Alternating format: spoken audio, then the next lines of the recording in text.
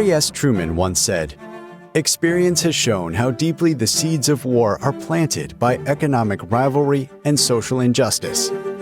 As global tensions continue to rise, you're gambling with World War III. The Global Baku Forum 2025 brings together world leaders, policymakers, and experts to deliberate on urgent security issues. The forum examines the possibilities and conditions of international cooperation in the context of systemic rivalry. Different ideas of order and rivalries do not necessarily have to lead to confrontational behavior. How can cooperation be stimulated in order to secure global goods? Welcome to the panel, Geopolitical Shifts, Responsible Partnerships versus Rivalry.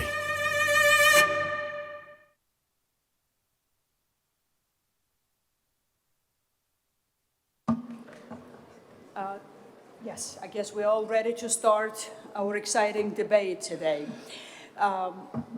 We have this. Look at you and then use the microphones like that. Mr. Hikmat Hajiyev is pressed with time so that he will be leaving us earlier than otherwise anticipated. So because of that, with your permission, colleagues, I'll ask him to be the first speaker so that he could cover the base with the questions that I would have wanted to ask him, and then we could continue with the panel discussion in this case. But thank you for finding time still to come. I know that you have very pressing issues to deal with today. But first, Hikmat, if I may call you with the first name, I want to congratulate you and Azerbaijan for an amazing success that was achieved with COP29. We have been in different capacities engaged in helping this effort, but it has been an immense task. It has been, as President mentioned, a task that had to be well delivered with a very short period of time that was allocated for that. And we've seen that it's not just the smoothness of the process, but the results that are quite remarkable. And I have to say that this process really put Azerbaijan at the forefront, not just of the global conversations, but has portrayed the capacity of country in being part of the solutions that are of global scale. So congratulations with that. Really remarkable results in this direction. Now, talking about geopolitics and where we are now, and here as well I have to say that I mean, Azerbaijan, my country is the same in the same region. We live in a very tough neighborhood. So for decades after the independence, you had to calibrate, you had to navigate very complex waters of regional and global environment. And it's a remarkable strategic acumen with which Azerbaijan has dealt with this process, ensuring steady economic development, reintegration of the occupied territories, and then development of this potential of being not just the regional, but then a power in a country that could be contributing to the global security and then the solutions on issues that are of global nature. So with that in mind, and with all the experience that Azerbaijan possesses in these processes, from where you sit now, do you see that we are indeed living at a time now, today, which is of that tectonic transformation, really, so that the global order as we knew it is gone or giving away to something new that we don't know yet what it will be? And in this period of time, how do you see what countries like Azerbaijan, which are at the crossroad of geopolitical crossroads, how they need to navigate to ensure that their national interests are well preserved, and then they are navigating yet again, this change in the way that is not undermining prosperity of their nation, but rather securing a place in the global relationships that brings more clarity and prosperity in the future as well.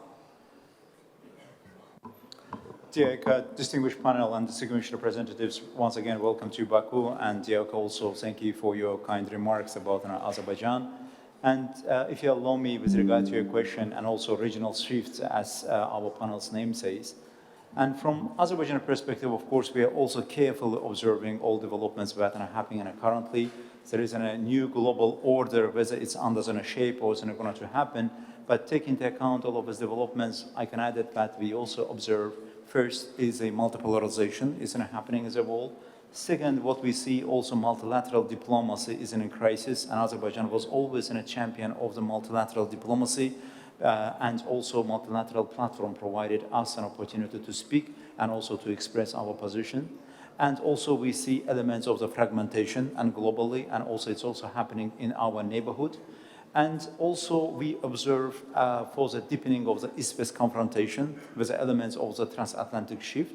But along with that, North-South confrontation, whether it's in a social, economic, and all of this happens. And all of these developments are happening in the close proximity of the region of the South Caucasus. At one point, South Caucasus also considered like a fault line of the great powers, or in a sense, South Caucasus is also considered geopolitically tectonic region. Under which circumstances, just to stay in idle to observe the things, it's not in our best interest. And from our perspective, our approach is that think globally and act locally. At least in our region, establish peace and security order. What does it mean? And the region of the South Caucasus has been also imposed like a geopolitical confrontation, and also from the policy of Armenia since the early beginning of the 90s, creating the new regional reality in our region that was based on the fact of military occupation and aggression. First thing that Azerbaijan has done, as it was also elaborated by Mr. President today in his opening speech, Azerbaijan has taken military political actions to change the status quo that's based on the fact of military occupation, that was also based on the violation of the norms and principles of international law. As a result of which steadfast efforts, Azerbaijan has created new status quo in the region that's based on the territorial integrity and sovereignty of the countries. Second action that Azerbaijan is taking now is in a full regional ownership. And we belong to a region, and also region belongs to us. Instead of waiting for somebody others who will come and teach and preach to the region, we should take in a full regional responsibility and regional ownership to shape our region, to ensure full transformation of the region of the South Caucasus. From this perspective, we also expect that Armenia will also think within the parameters of region and seeks its own security, first of all, in the region, but we also think that from Azerbaijan's side, Armenia's own security lies in the region of the South Caucasus rather than the outside of the region of the South Caucasus. And Armenia-Azerbaijan peace track, and we are on the stage of the peace treaty discussions between Armenia and Azerbaijan. Also, I would be remiss if I don't mention particular role President Charles Michel that is played on Armenia-Azerbaijan structured negotiation process in his capacity as a president of the European Union Council. It's very much appreciated from the region and also from Azerbaijan's side. But currently, still we have expectation from Armenian side. And the first thing, again, it was also highlighted by Mr. President, is a constitutional framework of Armenia. And changing of the Armenia's constitution is not something new in international affairs. We also taken a good experience from the Good Friday Agreement between United Kingdom and the Republic of Ireland, where some articles of the Republic of Ireland's constitution has changed. In a sense, we would like to see that Armenian people give us a full verdict to the fact that there will be no territorial claims against Azerbaijan through the constitutional changing framework. Second, we don't want also to see dividing lines in the region of the South Caucasus. From that perspective, we would like to see new policy of the European Union towards our region, and it should not be only one country-centric approach. It should be more thorough, more comprehensive approach towards the region of the South Caucasus. Only Armenian militarization or through the securitization of the EU's policy towards the region of the South Caucasus, unfortunately, we may see new elements of the fragmentation. But at least from Azerbaijan's side, we will do all our efforts to further transformation of the region of the South Caucasus with the key principles, regional ownership and regional responsibility. You have also rightly mentioned that COP, Azerbaijan is also switching more active, more global foreign policy. And I think that COP is one of the best illustration of that. And along with the great power play that is returning back to the international sphere, international relations, we think that it's also time for the middle powers, regional powers, keystone countries, use different terminologies. Middle power concept, there are different terminologies or different definitions of the middle power, but from Azerbaijan's side, we think that middle power concept doesn't mean or doesn't necessarily mean the country's military might, economic powers, or a population. It means about the networks, partnerships and cooperations and influence of the countries. From that perspective, I think that as considering herself the middle power in our geography, Azerbaijan will also looking forward to contribute to the new shaping of the new orders and new realities in our region and beyond. And here, why Azerbaijan can also play an active role, here I would like to emphasize also multiple geopolitical identity of Azerbaijan. And many guests always coming to my country, and the first question they are asking whether we are in Europe or Asia. My answer that we are far eastern country of the West, far western country of the East. And we are in between. And we are European and Asian at the same time. We are Central Asian at the same time. And we are Caspian. And we also belong to the Turkic Vault. Organization of the Turkic state is a new reality in the Eurasian continent and new model of the integration. And of course, we are also European and we are also politically part of the European institutions. And we are Caspian, we also belong to the post-Soviet realities. All of these factors being brought together provides Azerbaijan with a strategic maneuverability and also within the concept of the middle power to contribute to shaping of the new realities in our region and also beyond our region, and also being part of the global agenda. COP29 is one of them, and some other initiatives as well. Thank you. Thank you very much. And indeed, complexity of the identities when it comes to the regions and the nations were used to be an asset and richness for the nations before the linear descriptions came into the international politics. And Azerbaijan is a good expression of richness of that kind when it comes to being at the crossroad of so many regions and then identities as well in that regard and encompassing all of that. I want to continue a little bit on what you already mentioned when it comes to the regional partnerships. You touch based on South Caucasus quite a bit, but I want to enlarge the scope a little bit more. We've had a very rich and very enlightening meeting as the board members with the president of Azerbaijan before, and then we spoke there quite a bit about the larger regional dimensions, Caspian Sea Basin, Black Sea as well. So if you could expand a little bit more on that, because what is happening is quite remarkable how Azerbaijan is deepening and enlarging now the partnerships. Caspian Sea Basin is experiencing a remarkable interconnectivity right now that we haven't seen before. And it's just, I would assume, the beginning rather than an end of how far it can go. There are many reasons why it happened, but it's a very positive development. We've had already very strong partnership between Azerbaijan, Georgia, and Turkey for a long time, but then that connectivity with the Caspian Sea Basin region is expanding the horizon there as well. Do you see that that's exactly the way of balancing out uncertainties of the world right now with acting locally, but then even enlarging the scope of what locality means? So regional partnerships for the country like Azerbaijan is indeed a key in terms of weathering that challenging times that we are all in, perhaps globally. Thank you, Dieka. And actually, of course, in line with the question that you have posed and within the concept of the crisis of the multilateralism and difference in the concept of the multis, and Azerbaijan, again, in this reality is also choosing multi-regionalism concept and bringing different regions together, and Azerbaijan proved itself that in the real actions and with the real projects that we can bring different regions together and bring our own order in the wider region that we belong. Instead of just waiting big powers shaping the world order, we can create our own realities.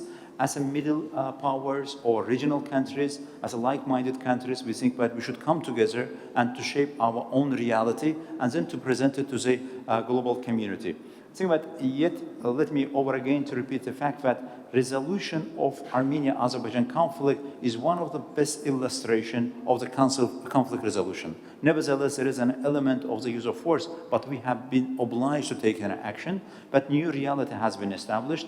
Sometimes Armenian colleagues are saying that Azerbaijan has donated Armenia's independence back. And Armenia got an independence because they become the victim of their own occupation, the policy of the occupation. But again, observing the new world realities, and Azerbaijan is also adamant to the fact, but also happening in our close neighborhood.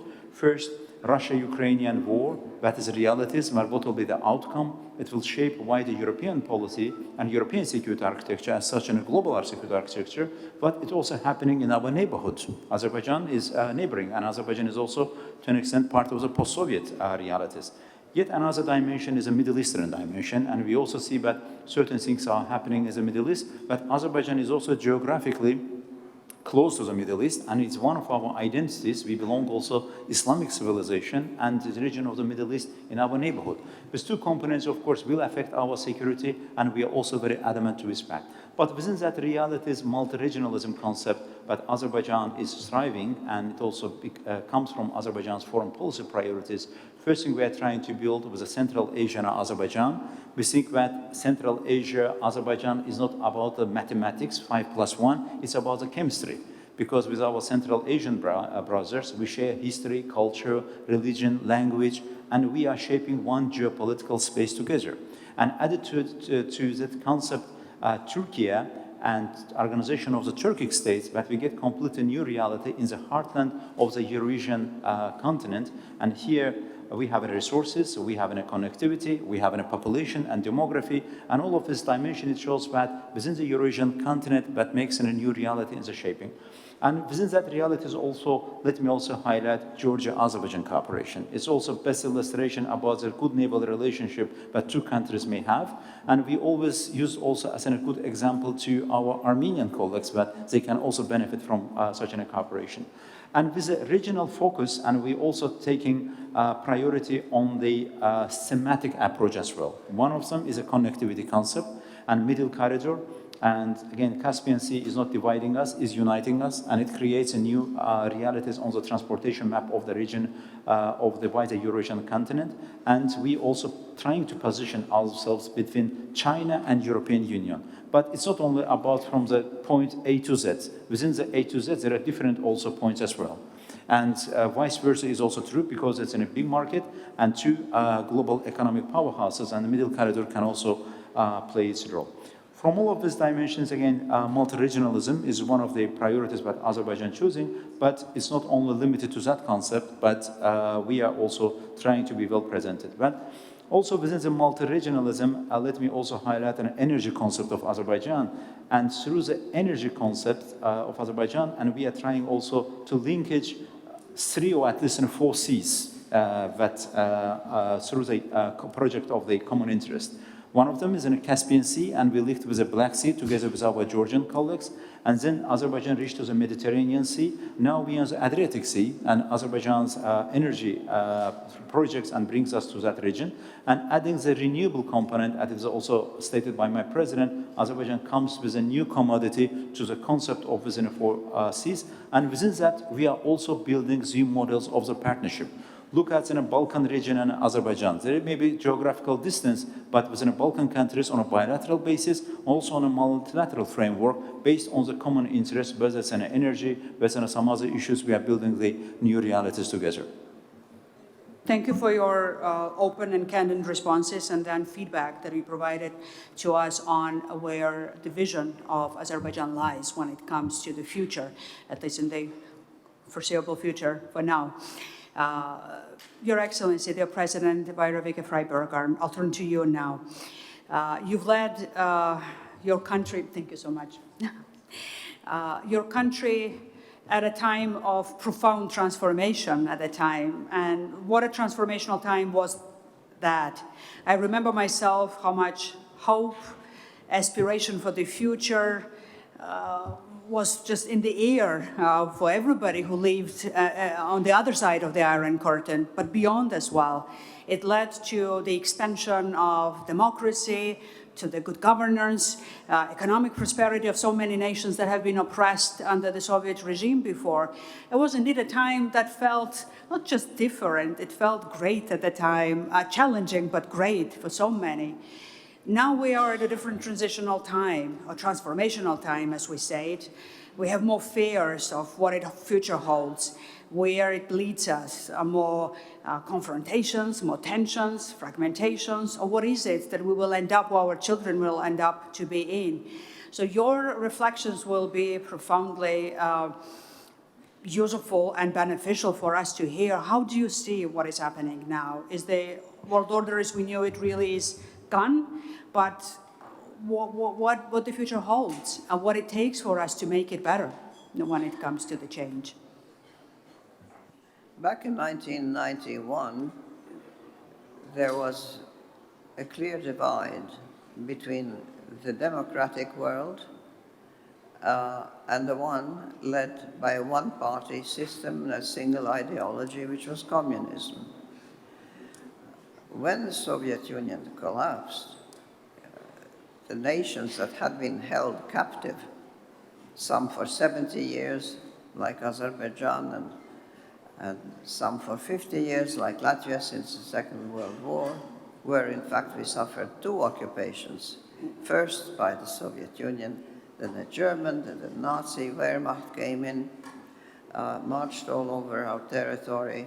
Then when they retreated, they, against Geneva Conventions, conscripted our men and sent them as cannon fodder in the front lines of the war.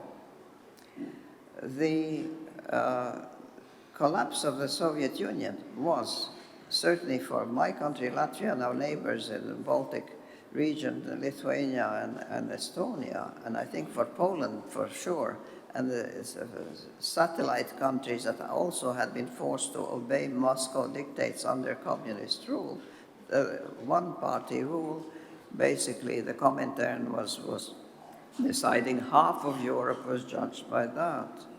So now we recovered our territorial integrity, our independence, our sovereignty, and the ability to decide ourselves within the internal political process how we are going to live. And the interesting thing is I took office in 1999, so that was at the end of that first transition decade after the collapse of the Soviet Union. 10 years hadn't even passed.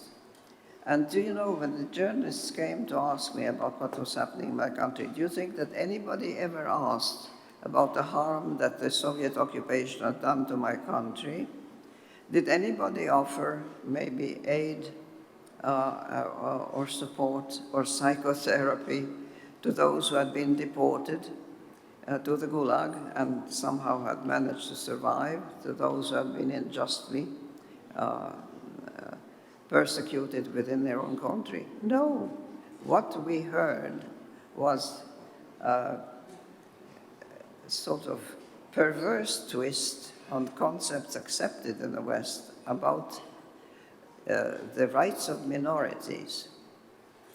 And we who had been a tiny minority in a huge Soviet Union and oppressed as such, we were now accused of oppressing a Russian-speaking minority. And because we were, I had a secret meeting, or if you like, a private meeting with President Putin within the first year when he was elected. And he said it was a tragedy. It was a tragedy that the Soviet Union collapsed. We now have borders. There shouldn't be any borders. Our people, our Russian speakers, went to bed in one country and woke up in a different one the next morning. What a horrible tragedy. And I said, and what a relief, and what a joy, and what a,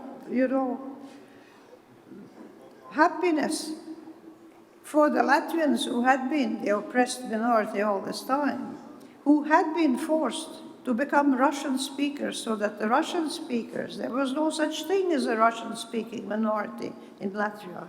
There was a majority who everybody, whether their native tongue was Liv or Latvian or what, had to speak Russian. And now we see, actually, the revival by President Putin. 30 years have passed, but he's going back to this idea that the tragic collapse of the Soviet Union and the creation of all these independent countries took away something that belongs by right to Russia because it's bigger and better and greater, and he wants to make Russia great again. He forgets that Russia is not the Soviet Union. The greatness, such as it was, I mean, the world influence and the possession of nuclear arms, was Soviet Union of 15 republics, of which Ukraine, for instance, was a very substantial and important part, and also the oil resources of Azerbaijan and other countries played an important part. So now we have a rewriting of history now. The invasion of Ukraine happened by rewriting history and saying that the Russians had been robbed of their birthright by these countries taking their birthright. And that somehow the Russians had a messianic mission to bring to the world something unique and special, and the other nations didn't count. The sphere of influence was a principle that they really held to and are reviving now today. And the sphere of influence concept in America is also being imitated, even though, of course, they had the Monroe Doctrine already in the 19th century, and they know what it means in terms of actual, real economic, social, and military superiority.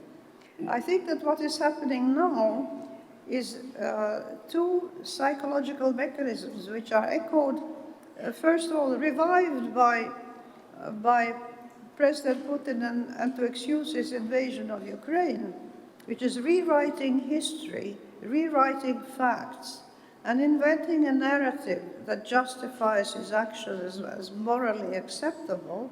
It is now being copied across the ocean by President Trump, who is now developing a narrative which obviously appealed for sufficient electorate for him to get a second term as president, and where the essential thesis is the whole world is doing us harm. We are being exploited, gypped, sort of unappreciated. We would be living with the problems that we have internally is because the others are exploiting us. Our car industry has now become integrated. The cars crossed 8 times between Mexico, America, and Canada so that they can put them together and so that they can compete with the Asian cars, which are good quality and cost less, you see. The trade agreements that the three nations of North America took together, Mexico, the US, and Canada, are being denounced, and populist arguments about saying that they are doing us harm. We are subsidizing Canada. America says we are subsidizing Canada. They are exploiting us. If they should join and become a 51st state, everybody thought, well, that's a ridiculous joke. It's not funny. Well, it's not a joke, and it's still not funny. And representatives of President Trump just a couple of days ago were saying, well, frankly, you have resisted. You have pushed back on these tariffs that have been put on Canadian goods. So you have to, and you're making sort of remarks that are critical. Critical, can you dare, of our president, you know? So you have to tone down the rhetoric, or else we'll have to think about the border between Canada and the United States, and we'll have to erase it. And this is completely insane between two countries that were friends and allies through 2 world wars and all the ones ever since. So what we're seeing in the world is a birth of populism, and this is in many countries in different shapes. I'm quoting the two most blatant examples, where a narrative is presented to the population which appeals to the masochistic and mania of persecution, little spark that, if you like, slumbers in every mind. And when people have difficulties paying their mortgage, their wife left them, their children are not doing well at school, and whatever problem they have this dissatisfaction inside, and it's being said, it is because these people in other countries, they are at fault. It's their fault, it's not. And I, your leader, your great leader, I'm going to fix it all. I will make you great again, which implies that you were not great before, which is frequently false. But most of all, I'm going to grab whatever I want from somebody else. I look at the map. President Trump looks at the map, and he sees that President Putin has this whole territory that goes way up to the Arctic. He looks at the map of the United States, and lo and behold, there's a line, and the top part belongs to a different country. And there's Greenland swimming there, this huge island. Wouldn't it look good if we could put it all together in one blob and color it the same color?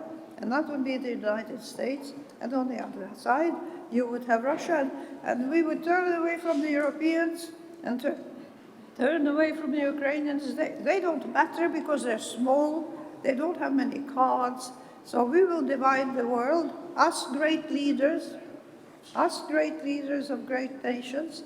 And you can, again, this is one other reason to reread 1984 by Orwell, who shows, in fact, a multipolar world consisting of three main superpowers who totally ignore the rights and practically the existence of anyone else. It sounds like a dystopic novel multiplied by 10. The reality is worse than George Orwell could ever imagine it in 1948.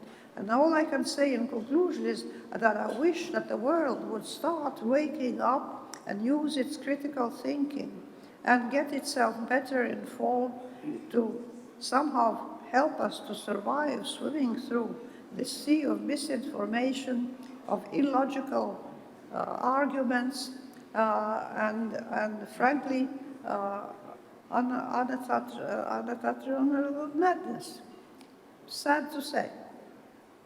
It reminded me what you mentioned in the morning, the opening of the forum, that it's a post-truth era in that way. So it's always as if we are forced to race up and to catch up with all the news that is coming up to see what's true, what's not, and then being in denial of something that is not truth and losing time on that instead of being creative in terms of shaping up the processes as we should be globally. I'll turn to you, Minister Cavusoglu.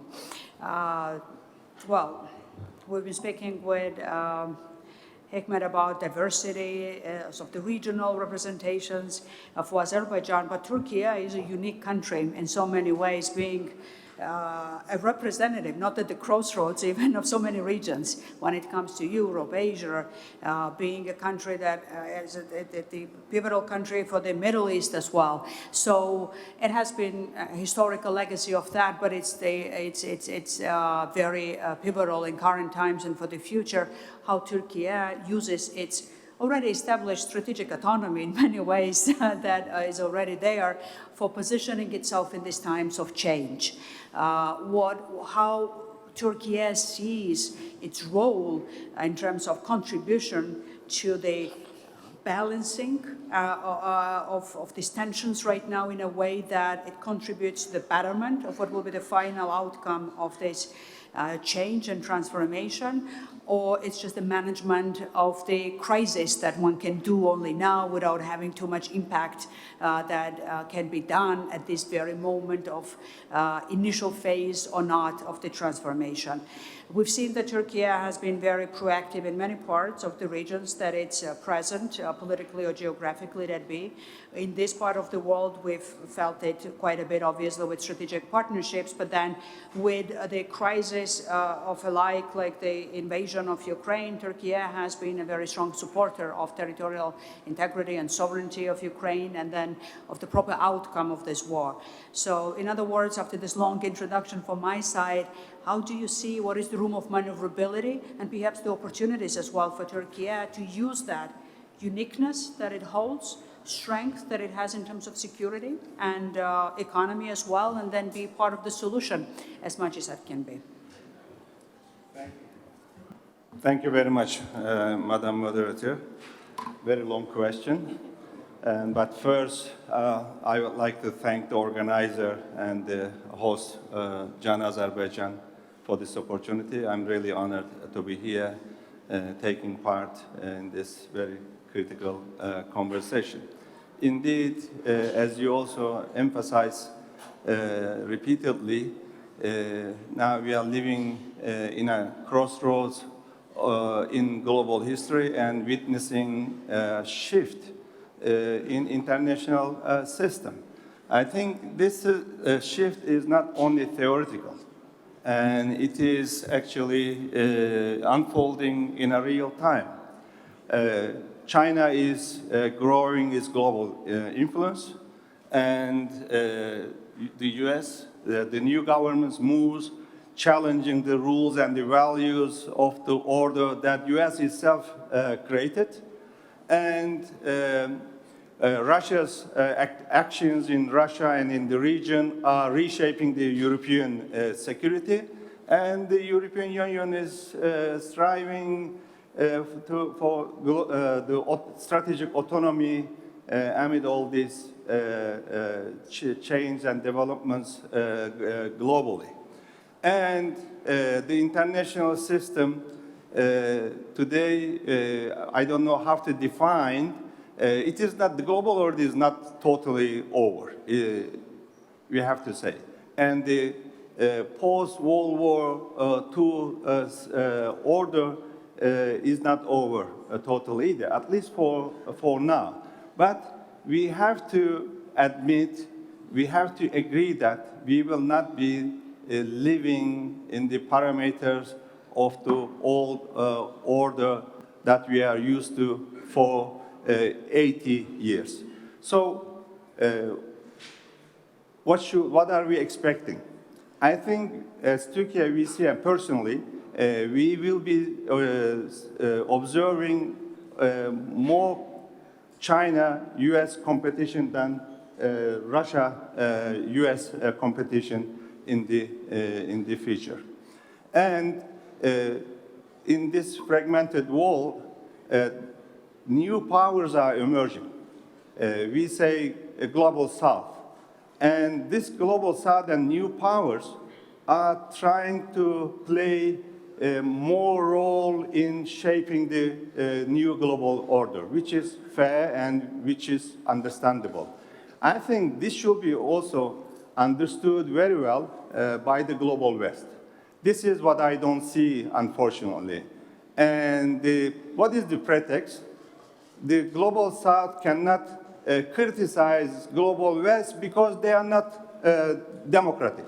This is what I hear from every meeting, at every forum from our friends from the West, global West. I think this is a big mistake. We need to, at least we should try to understand their expectations and why they are criticizing us.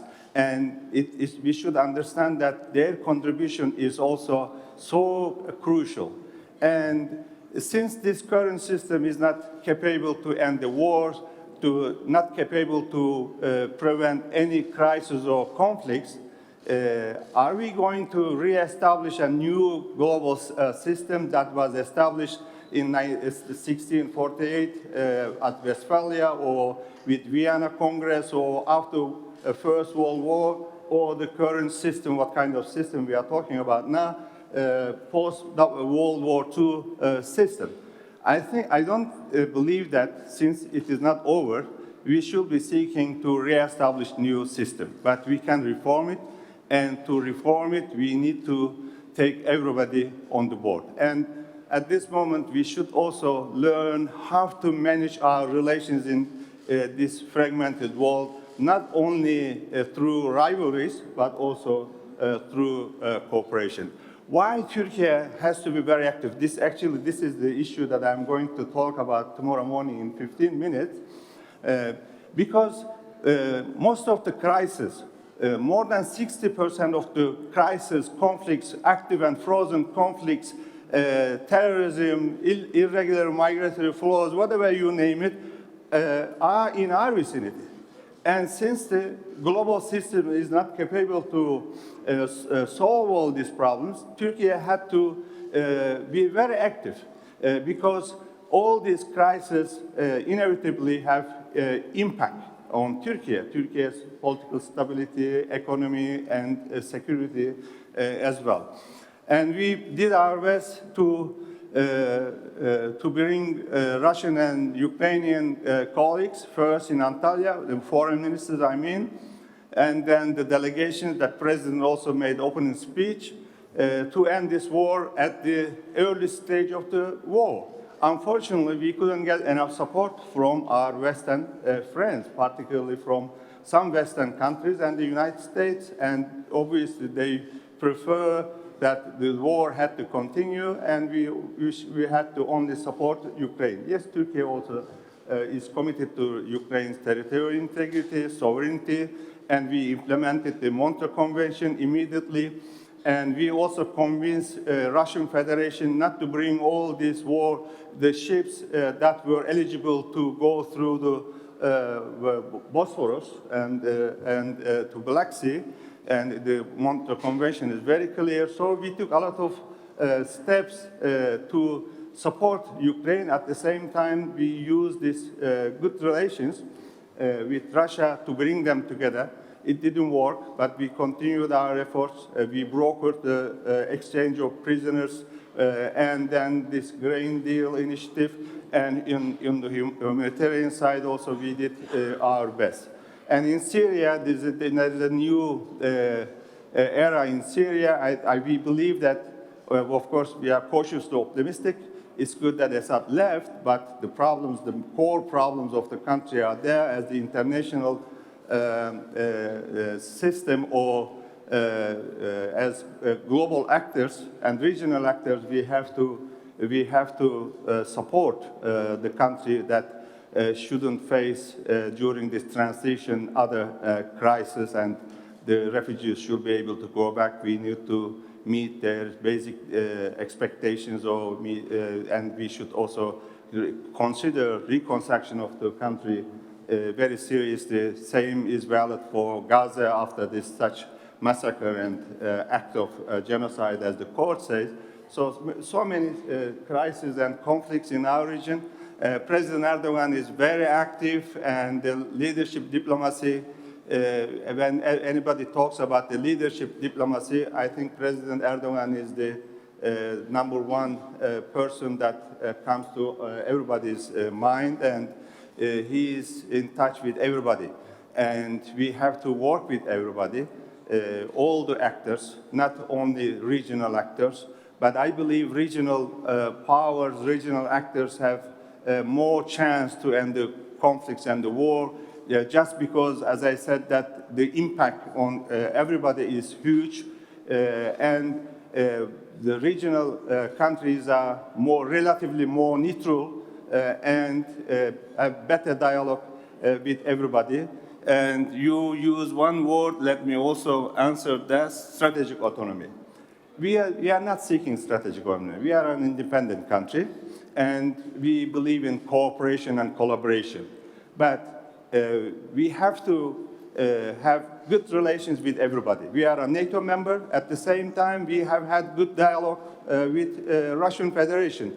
At the beginning of this balance, everybody criticized Turkey for having a kind of shift in the axis of the foreign policy inside also Turkey. But when the war started, I think first NATO members and the NATO itself appreciated that a NATO member has also has a dialogue with Russian Federation that has been helpful.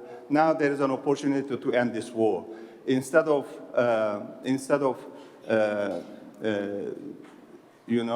of course, we should continue Ukraine, but instead of preferring the war continues for ages, the cost is huge. I think we should first focus on the ceasefire, and we should then work together to meet the expectations or demands of Ukraine, particularly security guarantees. Let me stop here. Thank you. Thank you, Minister. If we'll have time, I'll follow up with more questions, perhaps at least one, but let's see with the other speakers as well. And then, Mr. Hongbo, I mean, I'll turn to you now. Again, I mean, we have a very distinguished panel now today to deal with all these questions. Your experience is immense when it comes to the global affairs with the UN and your own foreign policy experience within the Republic of China and then with the European Union particularly as well. You've been yourself at the forefront of so many processes and experienced in all. And having said that, At this moment of time where we are in discussing all the issues of the global transformations, what is the take of China on what is happening in the world right now? We just heard that the new era might be defined with competition between the US and China. Is it unavoidable or is it avoidable, for example? What's the preferred option if that's the case? If we speak about these uncertainties of this world, do you see it as something that needs to be managed because it's challenging?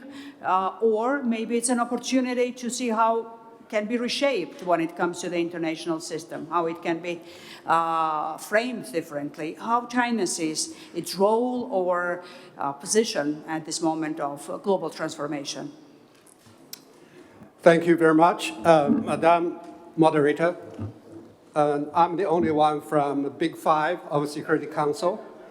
So I would like trying to bring you to a larger picture in the international situation. We are talking about multipolar world. It seems we are looking at multipolar confusion or multipolar chaotics. Now, we are going to mark the 80th anniversary of the United Nations.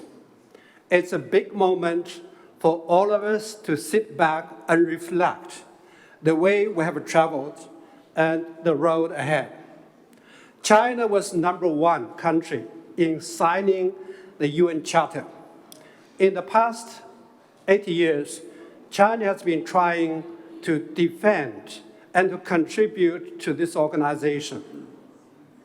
Now, what about the United Nations? Are you going to phase out or put an end to it, or you keep it?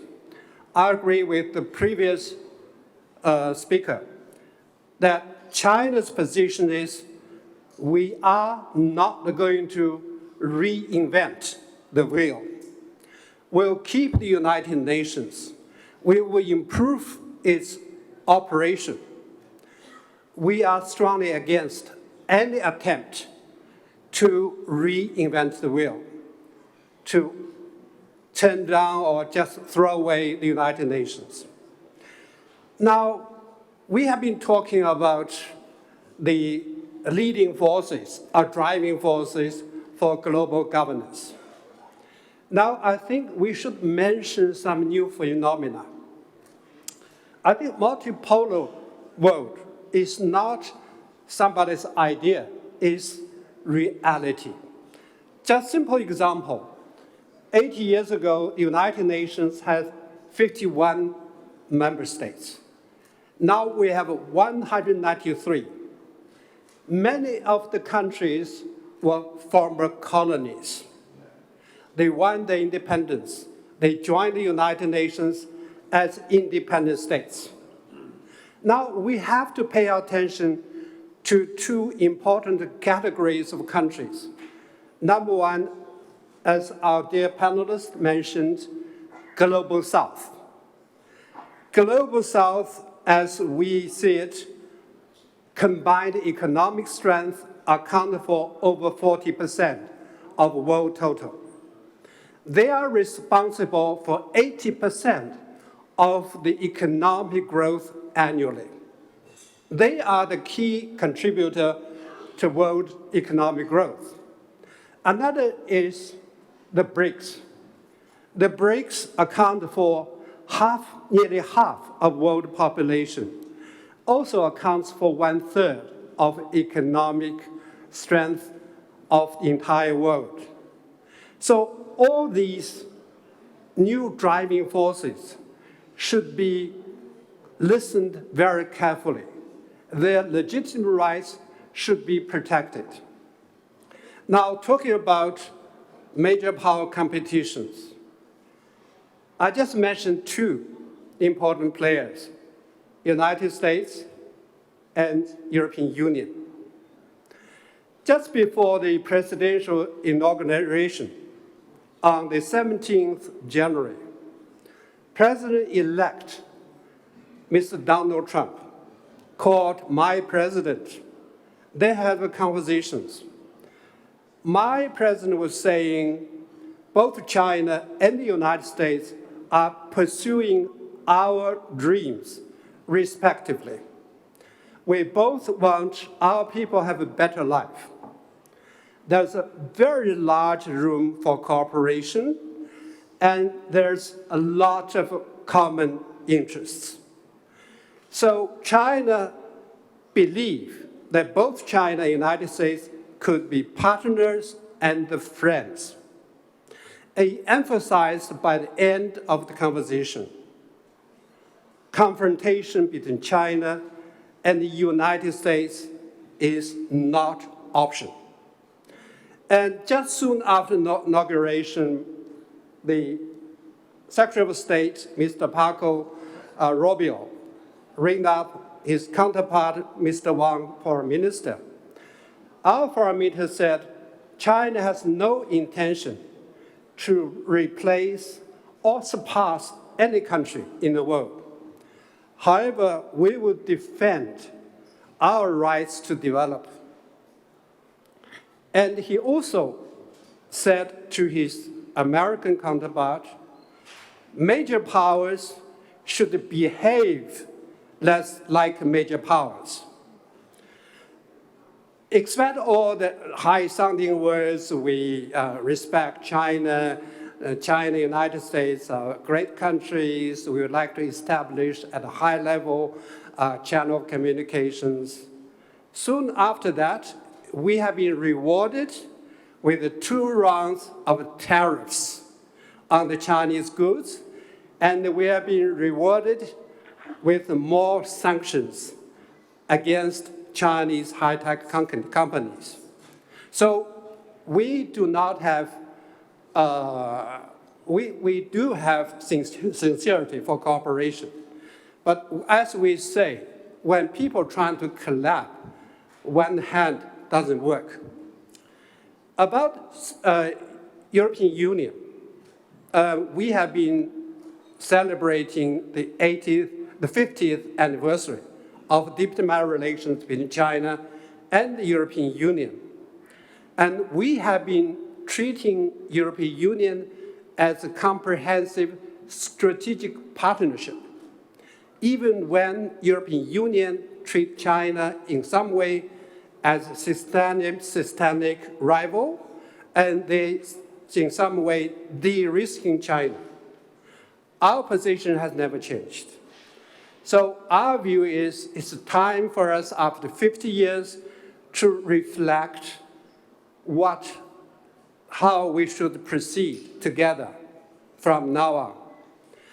From our point of view, to play the China card is both irrelevant and not efficient. EU's best interests will be served with reliable partner. And we also believe that both China and European Union could do a lot, not only for us, but the rest of the world. And we are waiting to see, with great interest, how EU going to position China in this changing geopolitical landscape. Now, the international organizations of the world governance are also mentioned. I think as one of the big 5 in the United Nations, we have some ideas. Perhaps I will share with you some of our thoughts. Number 1, the collective interests. Each country has its own agenda, its own position. When they go to the United Nations, they have their own interests to defend, only natural. However, once we are under one roof in a house called United Nations, we should pay more attention to overall interests of United Nations as a whole. If each country pulling to its different direction, like United States first, or some other country first, we are leading to nowhere. Secondly is sincere cooperation. I think the Security Council is operating on the consensus, the agreement by consensus. Now we see some countries are made that public forum as tool for gaining their own geopolitical gains. They use a lot of vetoes irresponsibly. So what we suggest to reunite the Security Council, in particular, the Big Five, are very important. We suggest perhaps we start with constructive dialogues first to understand each other further. Thirdly, is to translate your promises and words into action. You know, we see so many nice sounding words are used, lip service paid, but nothing takes place. So we want everybody to do the work. And for instance, the Security Council resolution has strict legal binding force. But some countries, they will apply and implement those resolutions on selective basis. And some countries, even the Big Fives, they use double standards. I think that should be got rid of. Number 4 is political and democratic consultation. We know we are not going to throw away the United Nations, but United Nations is being criticized by many, including us. So we should improve it. How to improve United Nations system? We need democratic consultations throughout the world.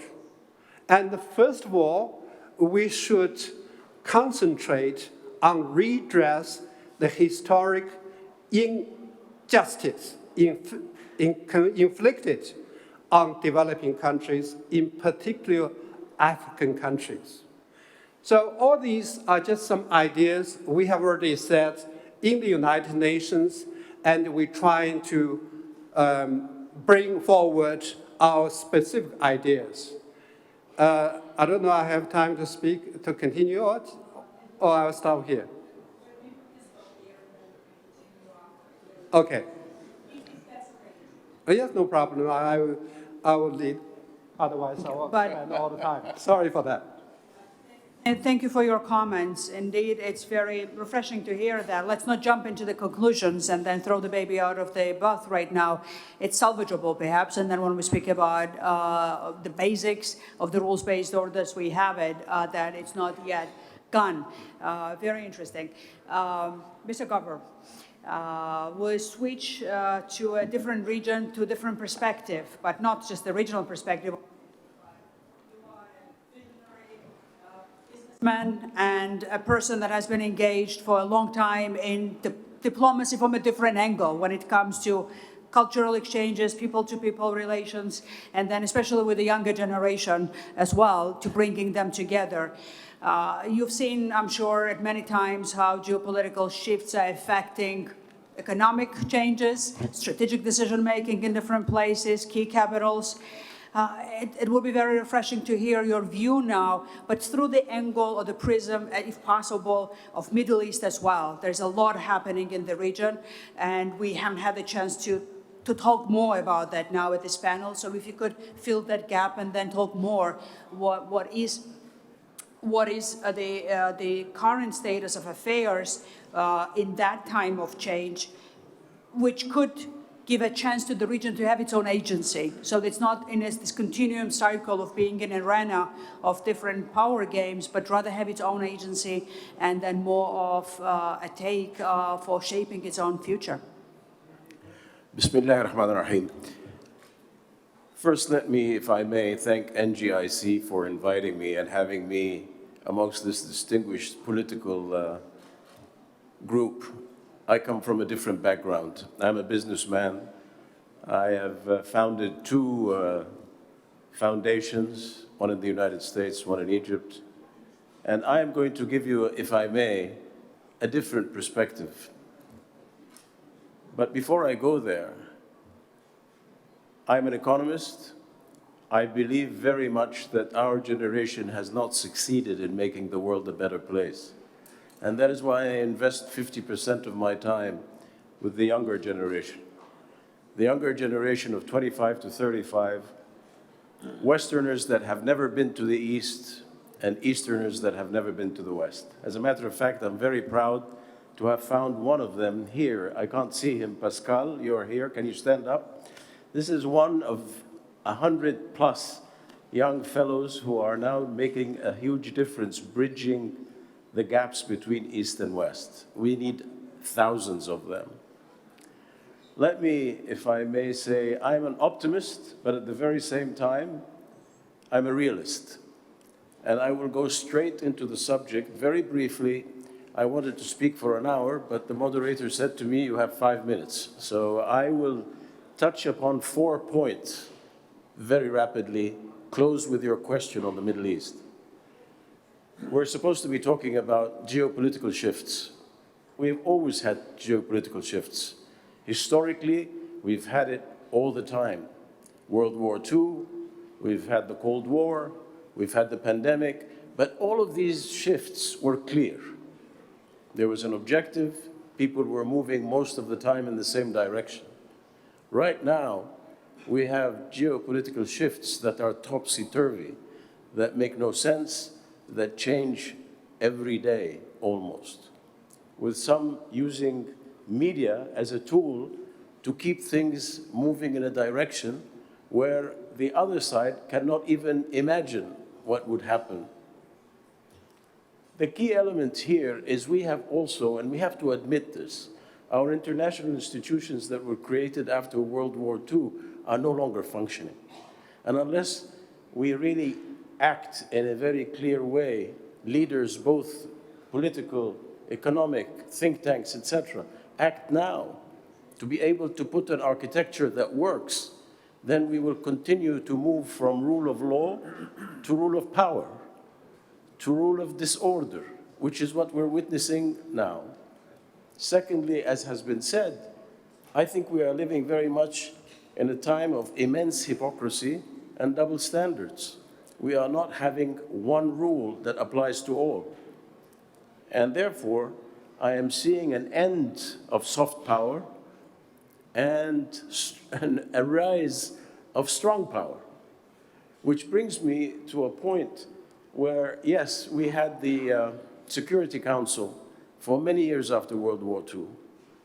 But why do we have countries that have a veto power?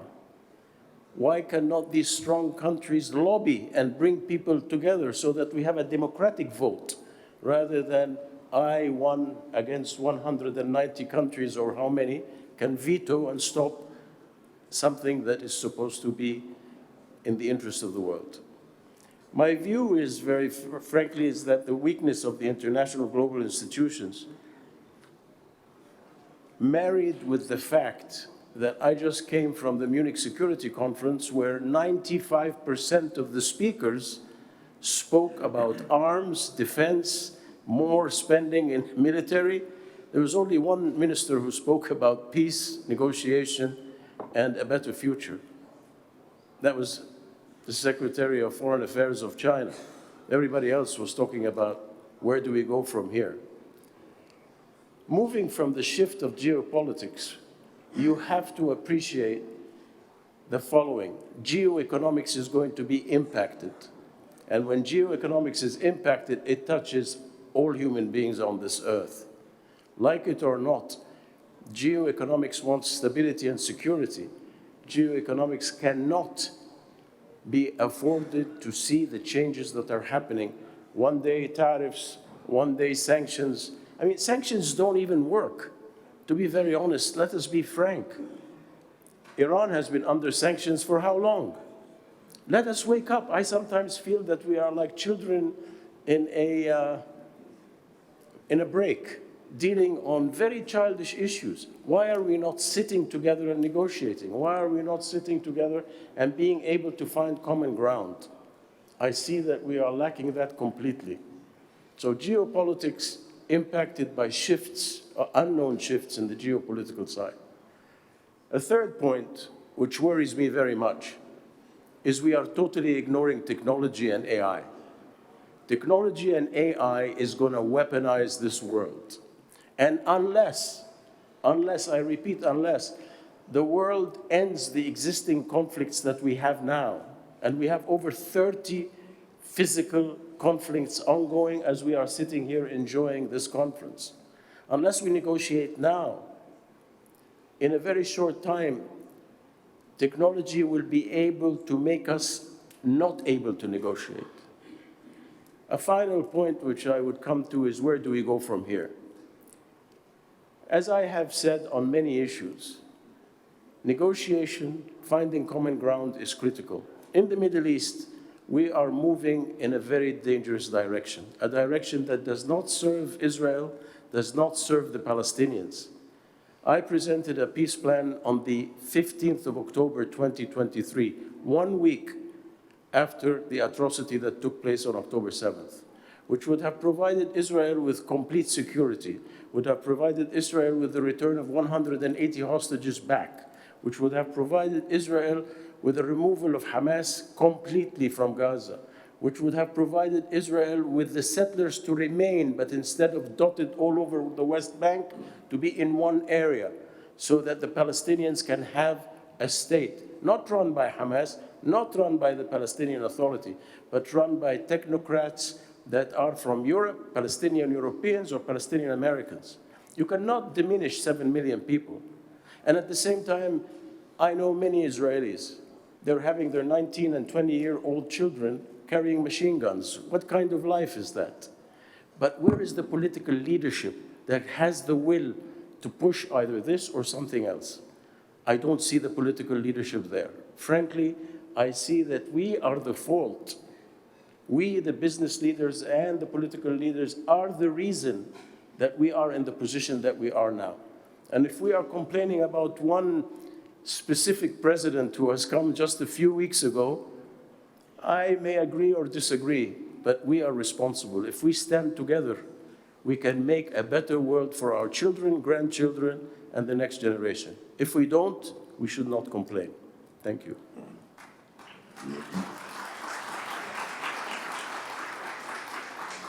Thank you for your candid remarks. And then, listening to all of you, one takeaway is quite striking, that the trust and reliability in each other and international relations per se is becoming such a scarce commodity. When it's breaking down, it's very hard to build anything meaningful because the trust is not there and reliability on even fulfillment of the commitments that have been taken perhaps before. And I just want to applaud you again with all the efforts with the younger generation. It is indeed the best investment we can make for the future. And I guess we pride ourselves at NGIC as well that our young leadership program that we have, and then they're all with us today here as well, and then we'll have a special session when we'll hear them talking to us during the forum, is something that we pride ourselves and accord great meaning to it. That's indeed a way to go. Now, I'm turning to you, Mr. Avramopoulos. It's sort of a tough position to be when we have just 8 minutes left. You are concluding speaker in that way as a speaker. You have represented EU for a long time, and in your own country as well, at the forefront of the political processes. You've heard already President Charles Michel talking as well about the EU and the EU's perspectives for the future. I don't want to overload you with the questions right now, but then please expand more on your side. How do you see where EU fits now in this process of transformation? How EU is in a position to become that actor that will balance out these competitions as well with its strength in terms of economy, unity if it is achieved. And I would hope as a country that is a candidate country and aspiring to be a member of the EU, of looking into enlargement as a way of becoming more competitive as a unity, and then building strategic partnerships that strengthens it even more. So please, the floor is yours.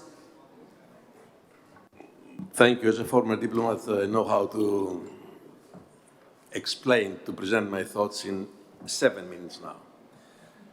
But what I have experienced in my life as a European Commissioner, as a minister, and as a member of the local government in the past, cannot be said in not 7 minutes, definitely. But I can tell you, replying directly to your question, and given my experience, that the European project is at stake. And I will tell you why. I was responsible for migration and security.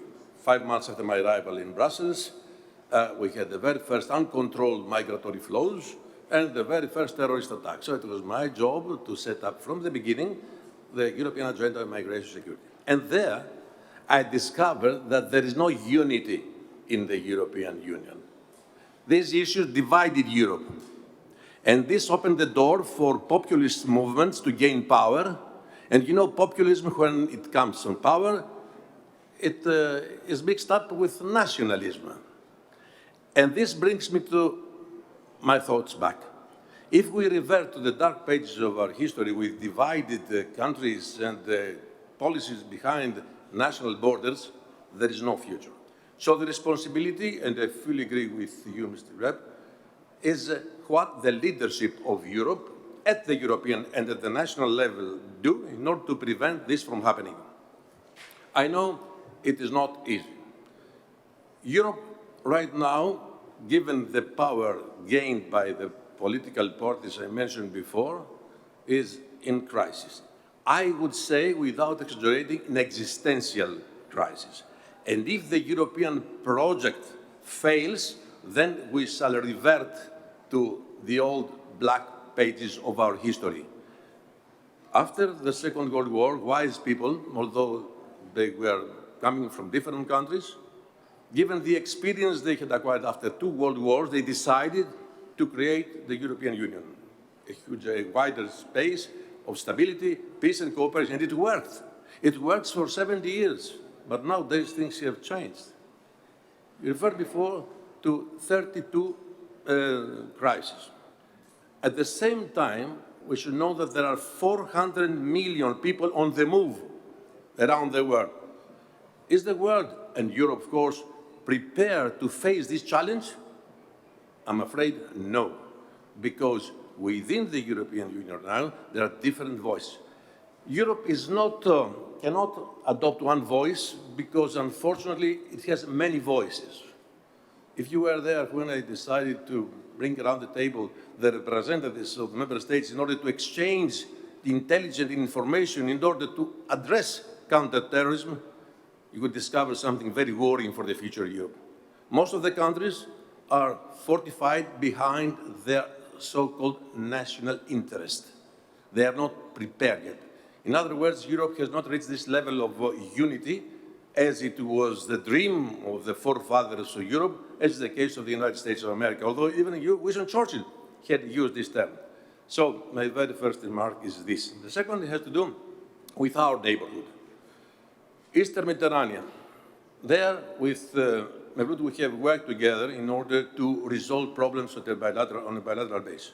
But Eastern Mediterranean is also in deep crisis, and I'll tell you why. Because there are huge challenges: migration, energy security, and delimitation of maritime boundaries. It is not easy. And we know what is happening there. So the epicenter of the crisis in Europe is shifted towards Eastern Mediterranean. There, countries like Turkey, like Greece, we can really play an important role because I believe that we're all stable and stabilizing factors. I finished because there are only two minutes left, coming to this neighborhood. Azerbaijan is also a stabilizing factor.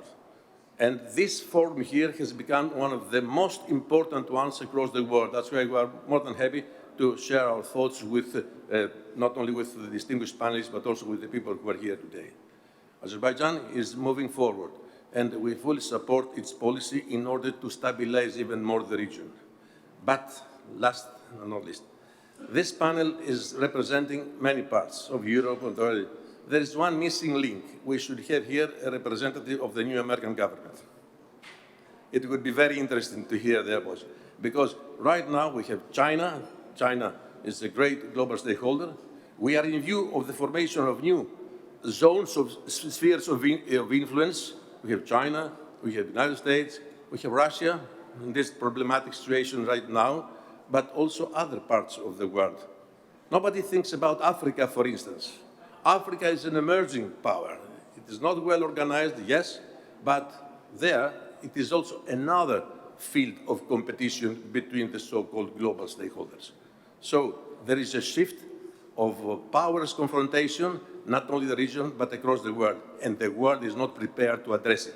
United Nations, it was said before, it is not as powerful as it was before.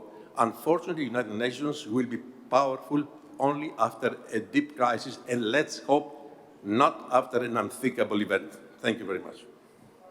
Thank you for your comments and for your sharpness when it comes to providing the comments as well. I'm afraid that we have run out of time for any further questions, and I regret that because I would have spent, on my side at least, quite a bit of time conversing with all of you. It's been a very interesting conversation to me, and I'm sure it has been an excellent, not the teaser, but an opening for the rest of the forum, for all of the members in the audience.